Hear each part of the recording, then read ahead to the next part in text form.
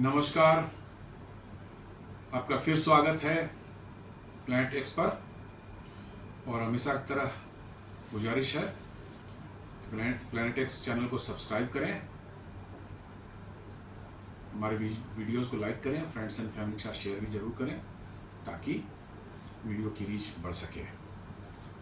दोस्तों, आज हम लोग बात करते हैं भारत में चल रहे बुलेट ट्रेन प्रोजेक्ट के बारे में। काफ़ी समय से चर्चा चल रही, करीब 10 साल हो गए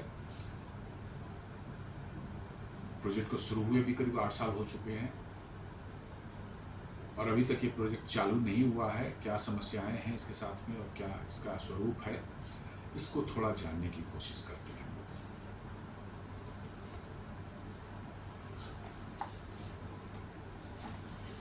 बुलेट ट्रेन प्रोजेक्ट जो है, काफ़ी समय से हाई स्पीड रेल की बात भारत में की जा रही है। लेट 80s में भी जो है राजीव गांधी की सरकार उस समय थी, उसमें माधवराव सिंधिया जो रेल मंत्री हुआ करते थे, इन्होंने भी उस समय एक बार अपने बजट में bullet train high speed rail की बात की थी, बट बात कुछ आगे बढ़ी नहीं। फिर 2000 के दशक में जो है कुछ स्टडीज हुई पुणे, मुंबई, अहमदाबाद की एक रूट पर बुलेट ट्रेन के लिए जो है थोड़ी फिजिबिलिटी स्टडी की गई। वो भी आगे बढ़ नहीं सकी क्योंकि पुणे से मुंबई के बीच में जो है लोनावला और वो घाट सेक्शन जो आता है, उसके कारण जो प्रोजेक्ट की कॉस्ट बहुत ज़्यादा बढ़ जा रही थी, जिसके कारण जो है वो आगे नहीं बढ़ पाया।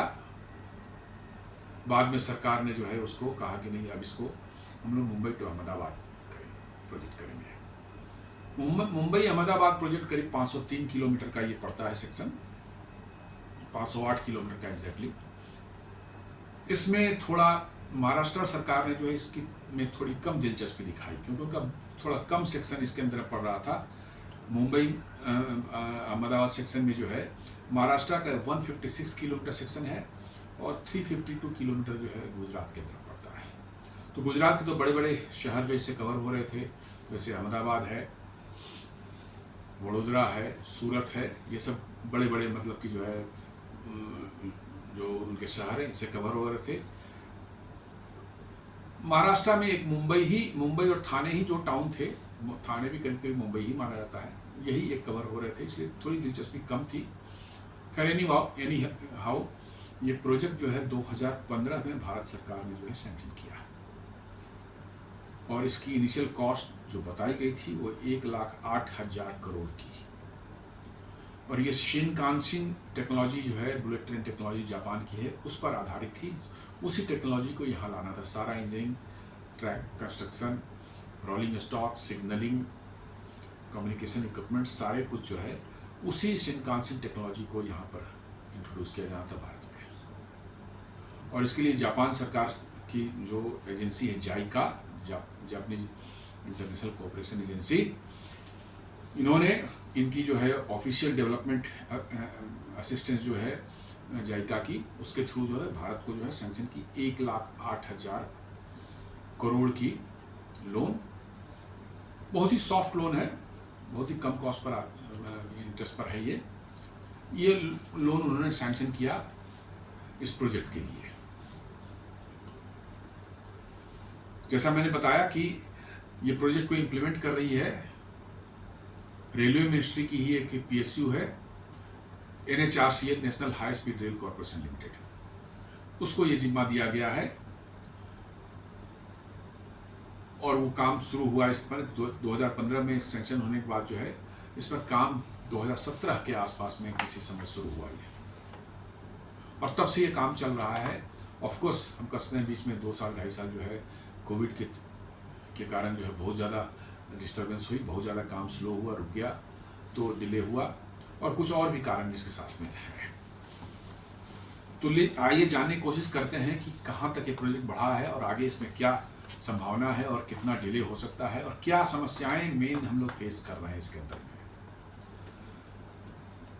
इसमें जो है एक 21 किलोमीटर का जो है बांद्रा कुर्ला कॉम्प्लेक्स और थाने के बीच में जो है 21 किलोमीटर का टनल भी है, अंडर सी से भी वो पास करता है, थोड़ा समुद्र का पोर्शन भी थाने क्रीक वगैरह को होते हुए गुजरती है। तो करीब कोई 7 किलोमीटर इसमें जो है समुद्र के अंदर भी वो टनल का पोर्शन है, और टनल टोटल जो 21 किलोमीटर का है, और थाने के बाद जो है फिर वो एलिवेटेड हो जाता है सेक्शन ये। इस पर काम चल रहा, अभी जस्ट न्यूज आई थी तो उसमें 2-2.5 या 3 किलोमीटर का सेक्शन जो है कंप्लीट किया गया है। ये बहुत बड़ा कॉम्प्लेक्स टास्क है, तो समुद्र के नीचे से जो है टनल बनाना है, पहली बार अपने देश भारत में हो रहा है। तो निश्चित रूप से टेक्निकल चैलेंजेस और समस्याएं जो है आएंगी, और उनका निवारण जो है समय अनुसार जो है किया जाएगा। इस ट्रेन की स्पीड जो है वो 320 किलोमीटर प्रति घंटे की रफ्तार से होगी। मतलब कि जो है आपकी ट्रेन 320 किलोमीटर की रफ्तार से चलेगी। मैं इसमें पैसेंजर लोड और क्या क्या होगा उन सब में नहीं जा रहा हूँ, मैं सिर्फ चैलेंजेस क्या हैं और क्यों डिले हो रहा है उस पर बात करने की कोशिश कर रहा हूँ।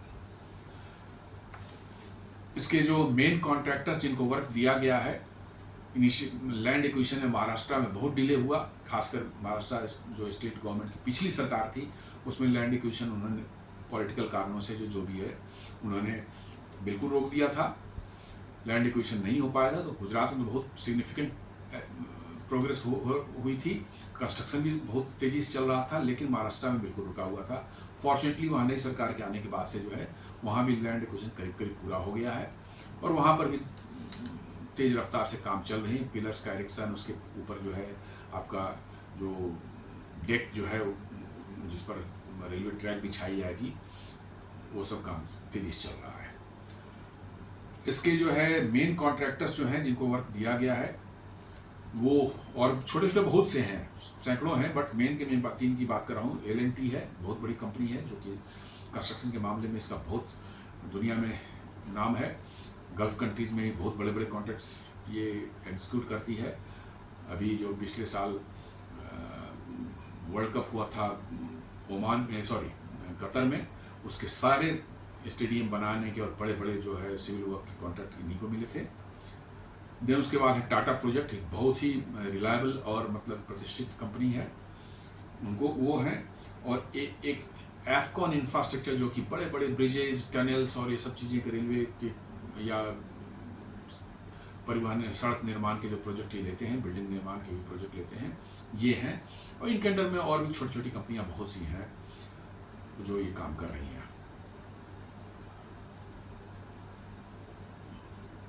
इसके जो पिलर्स जो हैं वो 40 मीटर के डिस्टेंस पर डाले जा रहे हैं, और इसके ऊपर जो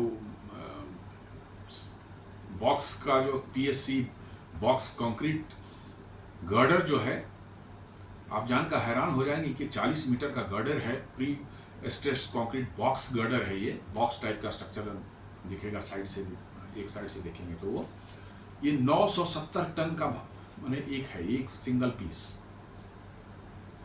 ये इसलिए है कि बुलेट ट्रेन जो है कोई आसान प्रोजेक्ट नहीं है, रेलवे की कोई आम प्रोजेक्ट जैसा जहाँ पर गाड़ियाँ 50 से 60 किलोमीटर 100 किलोमीटर की स्पीड चलती है। 300 किलोमीटर के ऊपर, 320 किलोमीटर के ऊपर जो है स्पीड पर आप चलेंगे तो कितना ज़्यादा स्ट्रेस आपके स्ट्रक्चर्स पर आएगा आप अंदाज़ा लगा सकते हैं। इसलिए इसकी मजबूती भी वैसी ही होनी चाहिए, और इसलिए जो है ये इतना भारी भरकम गर्डर, एक गर्डर उसको डाला जा रहा है। गुजरात के सेक्शन में करीब करीब 310 किलोमीटर तक वायाडक्ट मतलब गर्डर वगैरह डालने का काम पूरा हो चुका है। महाराष्ट्र मैंने जैसा बताया कि डिले होने की वजह से जो है पीछे है, लेकिन अब पिकअप कर रहा है।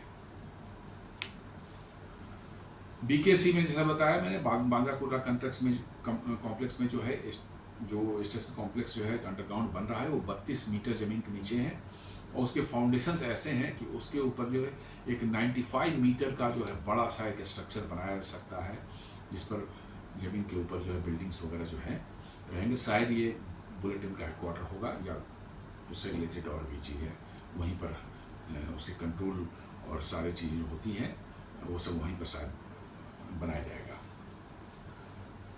अब बात आती है कि क्या सिर्फ, और ये बुलेट ट्रेन जो है वो स्टैंडर्ड गेज पर चलेगी। हमारा भारत में जो है ब्रॉड गेज हम लोग पर हमारी नॉर्मल ट्रेन चलती है, ये स्टैंडर्ड गेज थोड़ी उससे कम होती है। सारी दुनिया में सबसे ज़्यादा इसी को प्रेफर किया जाता है स्टैंडर्ड गेज को। उसमें थोड़ी ट्रेन जो है स्लीक होती है और थोड़ा एरोडायनेमिक्स वगैरह अच्छा बनाने, ठीक ठाक करने में उसमें बड़ी मदद मिलती है।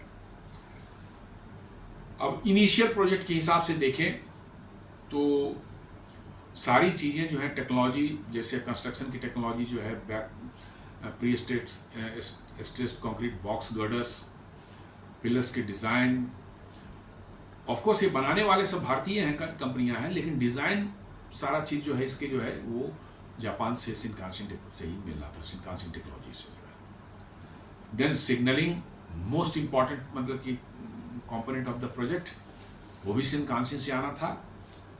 कम्युनिकेशन इक्विपमेंट जो सारे जो है सेटअप जो है वो शिनकानसेन से आना था।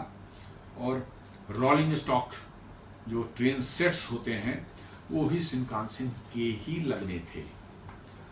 अभी शिनकानसेन जो टेक्नोलॉजी चल रही है वहाँ पर जापान में बुलेट ट्रेन, उसमें दो तरह के रोलिंग स्टॉक्स आते हैं। एक E3 वर्सन के हैं जो कि पुराने थोड़े हैं, जून 1997 में इंट्रोड्यूस किया गया था, ये भी 320 किलोमीटर पर चलती है।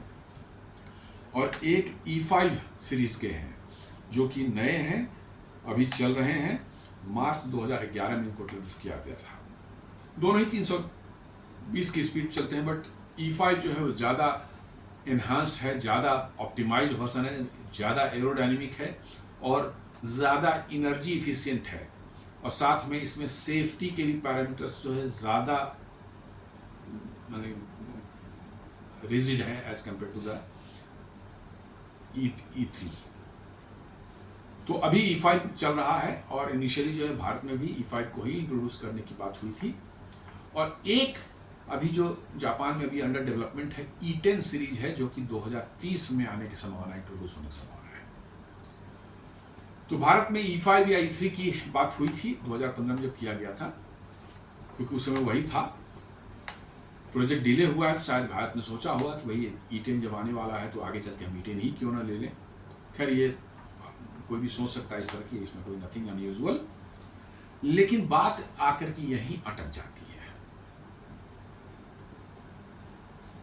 जापान ने E5 सीरीज के ट्रेन सेट्स के लिए जो है जो कॉस्ट मांगे हैं वो 80 करोड़ एक एक कोच की कॉस्ट है। मतलब 10 कोच की यदि आपकी ये हो क्या ट्रेन सेट हो तो उसके लिए आपको 800 करोड़ खर्च करने पड़ेंगे। It is very very exorbitant.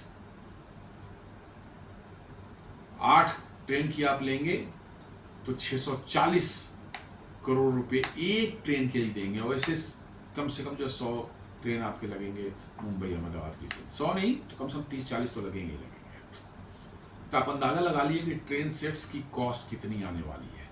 जबकि आप इसे यदि कंपेयर करें कि भारत की जो अपनी बनी हुई वंदे भारत एक्सप्रेस वे चल रही है उसको आप देखें तो उसकी ट्रेन सेट की कॉस्ट जो करीब 125 करोड़ आती है।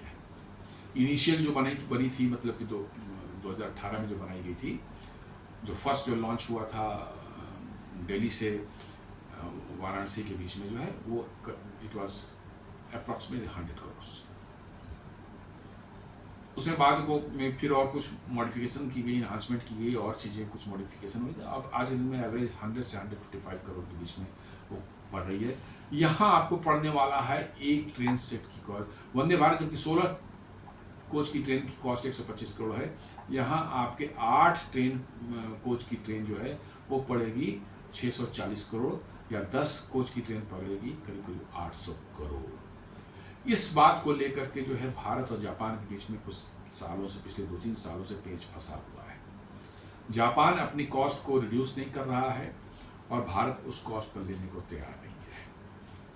अब बात आती है कि क्या आपका बुलेट ट्रेन का लाइन बन जाएगा जो स्टैंडर्ड गेज का होगा, उस पर आप क्या चलाएंगे। यदि शिनकानसेन ट्रेन आपको नहीं मिलती है आपके प्राइस रेंज में, जो है आपकी जो रिक्वायर्ड जो प्राइस की कॉस्ट की एक्सपेक्टेशन है उसके हिसाब से नहीं मिलती, तो क्या आप करेंगे। क्या आप दूसरी ट्रेन उस पर चलाएंगे और क्या वो फिर शिनकानसेन कहलाएगी? मेरे हिसाब से तो नहीं होगा ऐसा।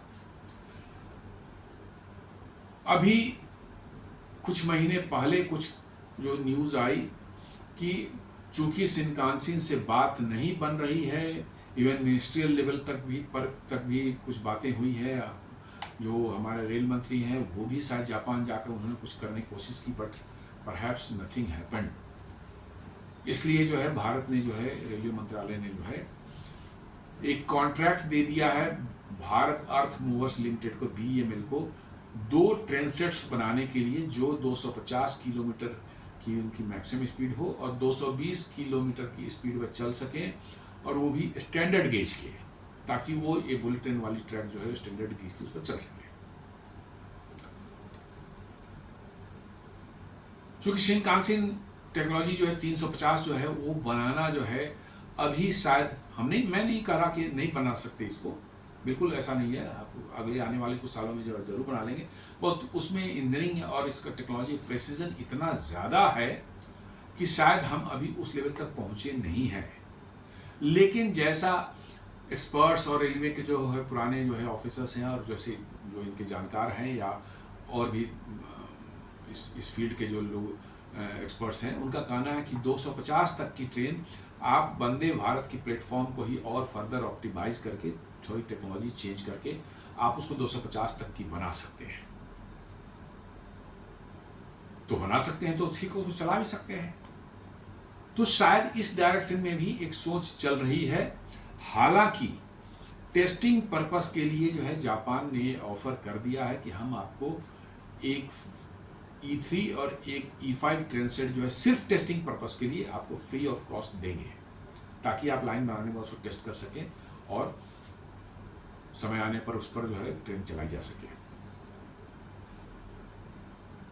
दूसरा एक और जो न्यूज़ सुनने में आया, हालांकि शिनकानसेन का जो मैंने बताया कि ट्रेन सेट का अभी फाइनलाइज नहीं हुआ कि खरीद पाएंगे या नहीं खरीद पाएंगे, जापान हमारे कॉस्ट पर देगा या नहीं देगा, नॉट नोन। दूसरा जो एक और आया है कि सिग्नलिंग एंड कम्युनिकेशन इक्विपमेंट्स के लिए जो है यूरोपियन कंपनी एक सीमेंस की है, उसको इस पूरे प्रोजेक्ट के लिए जो है कॉन्ट्रैक्ट दे दिया गया है। तो क्या ट्रेन सेट जो है इस कल को होकर के जो है शिनकानसेन जो है ट्रेन देने को हमारे कॉस्ट पर या रिड्यूस कॉस्ट पर जो है देने को तैयार हो जाए और ट्रेन सेट उसकी रही शिनकानसेन की रहेगी, और तो क्या आपका सीमेंस के कम्युनिकेशन सेट्स इक्विपमेंट और सिग्नलिंग पर ये चल पाएगी? मेरे ख्याल से तो बिल्कुल नहीं चल, ऐसा बिल्कुल नहीं हो सकता। Shinkansen technology is not something कि भाई ये ट्रेन की सिर्फ बात है, नहीं, ये पूरा का पूरा एक उनका पैकेज है जिसके अंदर में ट्रेन कंस्ट्रक्शन की technology, train line on track सब बिछाने की टेक्नोलॉजी है, टनल्स बनाने की टेक्नोलॉजी है, मतलब कि एलिवेटेड सेक्शंस हैं उनको बनाने की टेक्नोलॉजी है, इसमें कम्युनिकेशन कैसे होगा इसकी टेक्नोलॉजी है, इलेक्ट्रिकल कैसे सिस्टम काम करेंगे, इलेक्ट्रिकल डिस्ट्रीब्यूशन कैसे होगा ये टेक्नोलॉजी है, सिग्नलिंग जो सबसे क्रूशियल होता है किसी हाई स्पीड रेल कॉरिडोर के लिए जो है, बिकॉज कि ये ठीक से काम ना करे तो क्या हो जाए आप कह नहीं सकते हैं। ये सब मिला करके ये जो टेक्नोलॉजी है शिनकानसेन है, ये सिर्फ ट्रेन सेट की बात नहीं है। तो फिर भारत सरकार या रेलवे मंत्रालय कैसे सोच रही है कि हम सिग्नलिंग और कम्युनिकेशन जो उससे ले लेंगे, क्या कहते हैं सीमेंस से ले लेंगे, ट्रेन सेट जो शिनकानसेन से ले लेंगे, और ट्रैक जो है बन रही है वो शिनकानसेन से बन ही रही है, तो हमारा काम चल जाएगा। आई थिंक ऐसा नहीं हो सकता। लेकिन अब रेलवे मंत्रालय में लोग बैठे हुए हैं, उनका नज़रिया क्या है, मैं तो इस फील्ड का बहुत ज़्यादा एक्सपर्ट नहीं हूँ, लेकिन जहाँ तक मैं जानता हूँ, मैंने सुना था एक मिस्टर सुधांशु मनी, आपका नाम सुना होगा आप, जो कि अपने भारत में वंदे भारत ट्रेन की जो है जनक माने जाते हैं। वो ICF चेन्नई के जनरल मैनेजर थे, वहीं से वो रिटायर हुए और उन्होंने ही इस ट्रेन को जो रिकॉर्ड टाइम में बनाया था वंदे भारत को जो है। तो उनका मैं एक भाषण कहीं सुन रहा था कि भैया ये सिग्नलिंग आप दूसरे की लेंगे और ट्रेन दूसरे की लेंगे तो कैसे आपस में कम्युनिकेट करेंगे, वही तो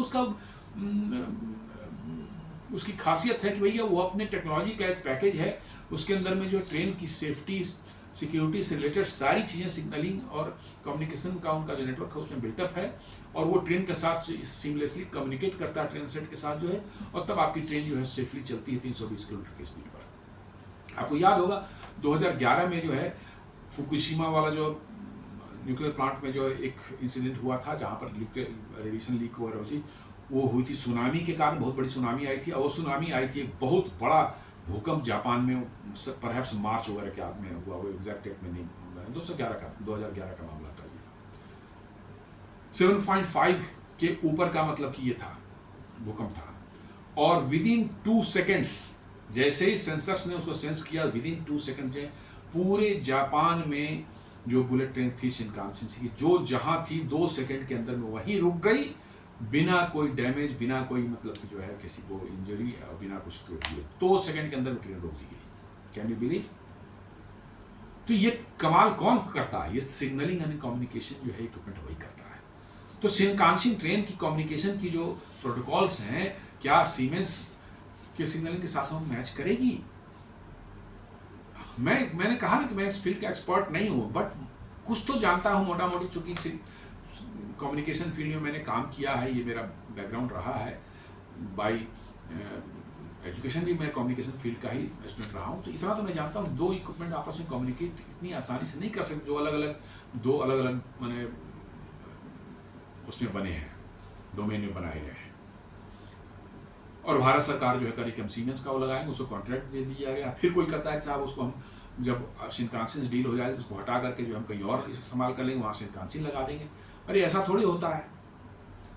आप कम्युनिकेशन इक्विपमेंट लगाएंगे, सिग्नलिंग इक्विपमेंट, उसके स्ट्रक्चर्स वहाँ बनाए जाएंगे, वो सब आपके जो है सिस्टम के साथ में वैसे ही उसका व्यवस्था होती है। आप उसको इतनी आसानी से हटा के कैसे बदल सकते हैं? तो ये बहुत बड़ी डायलिमा लगता है कि अपने रेल मंत्रालय में चल रही, पता नहीं क्या वहाँ मतलब हो रहा है, क्या उनका विचार है, मैं नहीं जानता। लेकिन ये सारा कन्फ्यूजन जो है, मेरा कहना है कि ये आपको प्रोजेक्ट को फर्दर डिले करेगी और कॉस्ट ओवररन होने वाला है। अभी सुनने में आ रहा है कि 2026 में शायद सूरत और बिलीमोरा कोई स्टेशन, 2 स्टेशन हैं जो कि गुजरात में पड़ते हैं, उनके बीच में कुछ टेस्ट रन वगैरह होंगे, और शायद उनके बीच में जस्ट एक समझिए कि एक कमर्शियल सर्विस भी जस्ट फॉर द नेम से स्टार्ट कर दी जा सकती है। हो सकता है 2027 आते आते अहमदाबाद से जो है सूरत बिलोरा तक जो शुरू हो जाए, बट आगे की में तो काम टाइम अभी लगना है। बट ये रोलिंग स्टॉक और सिग्नलिंग वाला जो ये मामला है, ये जब तक नहीं सुलझता है, मुझे लगता है कि this project is stuck up. और इसमें क्या रेल मंत्रालय का इसके बारे में सोच है, क्या है, तो वही बता सकते हैं। लेकिन this is going to create a big trouble for the bullet train project. तो दोस्तों, ये एक छोटा सा एक विश्लेषण था इस टॉपिक पर, चूँकि आजकल डिस्कशन में चल रहा है, तो मैंने सोचा कि इस पर भी थोड़ी बात की जाए। बहुत प्रिलिमिनरी बातें की हैं मैंने, कोई डीप में जाके मैंने बात की है ना, मैं रेलवे का एक्सपर्ट नहीं हूँ। प्रिलिमिनरी बातें की हैं जो मैंने न्यूज़ से और इधर उधर से इकट्ठी की हैं, उन सभी बातों को जो है लेकर मैं एक छोटा सा विश्लेषण बनाया था कि इसमें समस्याएं कहाँ आ रही है। सबसे बड़ी समस्या जो लास्ट में मैंने बताई आपको, कंस्ट्रक्शन जो डिले हुआ वो तो है ही, बट ये जो ट्रेन सेट और कम्युनिकेशन और सिग्नलिंग इक्विपमेंट जो है वो उनका अलग से मैंने अलग अलग कंपनियों से लेना, ये सारी बातें चल रही है। तो ये चीज़ मेरे गले नहीं उतर रही थी, मैं इस बात को कोई तरह कंसीव नहीं कर पा रहा था, इसलिए मैंने सोचा कि इस पर बात करना उचित हो रहेगा। तो इसके साथ मैं ये आज का डिस्कशन यही समाप्त करता हूँ, और आपसे उम्मीद करता हूँ कि इस चैनल प्लैनेट टेक्स को आप सब्सक्राइब करेंगे, वीडियोस को लाइक करेंगे, वीडियोस को फैमिली फ्रेंड्स फैमिली के साथ जरूर शेयर करेंगे। धन्यवाद।